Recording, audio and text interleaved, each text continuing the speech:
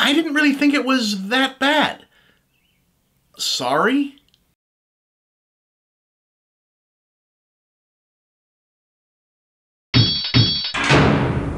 Okay, so the Book of Henry came out last week in kind of a limited release, and nobody was really expected to give all that much of a shit, except the director is the Jurassic World guy, and he's directing one of the next Star Wars movies, so he needs to be vetted like he's about to be in charge of Homeland Security or something. In any case, yeah, the Book of Henry is a pretty damn bad movie, and also a sort of unusual bad movie, but honestly, I wound up being disappointed that I wasn't more disappointed. I mean, it's just a regular, not good movie with some questionable story turns and confounding directorial decisions. This is what we're calling the worst movie of 2017 already, or the worst precocious kid movie ever, because unless you all also had to sit all the way through Little Boy a few years ago, no, it ain't. I mean, shit, I didn't even hate it as much as that Timothy Green thing, but okay. The movie is about this kid named Henry who's a child prodigy. He's a super genius, he's good at everything, he's smarter than his teachers, he talks to his doctors like he's been through med school, he builds Rube Goldberg machines for fun, and he's made his family rich by playing the stock market. His little brother is an otherwise normal kid, and his mom, played by Naomi Watts, is,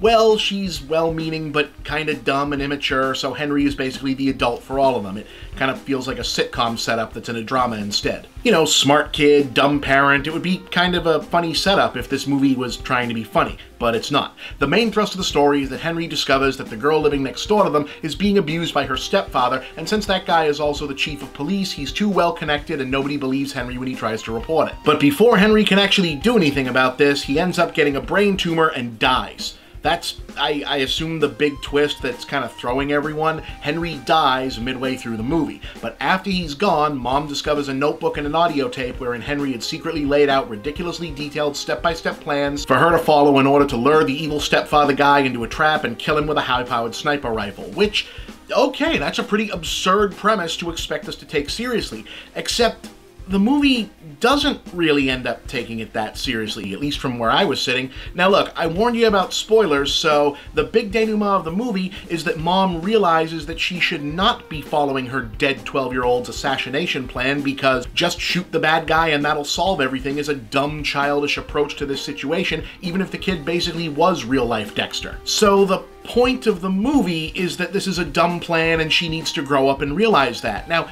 don't get me wrong, the execution is flubbed as all hell, and the series of unlikely contrivances that play out in order to make it still have a happy ending anyway are just embarrassingly dopey in their own right. But I feel like the whole "this is so insanely weird" reactions people are having to this are coming from treating it like a straightforward, precocious Wonder Kid movie, when it's pretty clear that it was meant to be a deconstruction of that particular subgenre. I mean, that's why the kid dies but still drives the action in all of it, right? Because it's not about this kind of character, it's about the way we perceive this kind of character and the way movies and pop culture idealize the whole bright creative kids are like small adults with a more pure sense of moral righteousness wish fulfillment fantasy, and why it's really kind of unhealthy when you think about it. And from this angle, that sort of could plausibly have been a regular movie in this genre premise building up to a hey wait a minute non-payoff is an interesting way to go for that. I bet it was an interesting screenplay. The problem is the execution. Trevorrow is clearly a talented technical filmmaker with an interesting sensibility of his own, but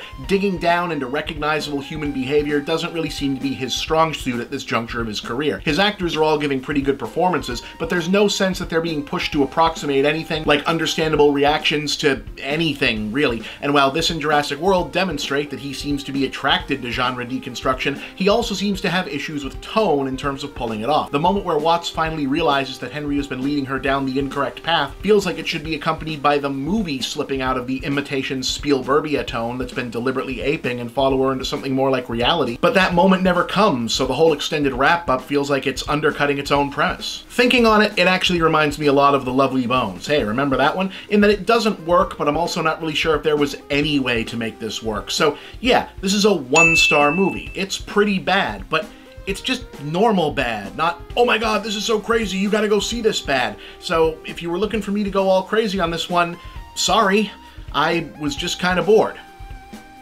Now all of you go watch Little Boy. I refuse to be the only person that suffered that.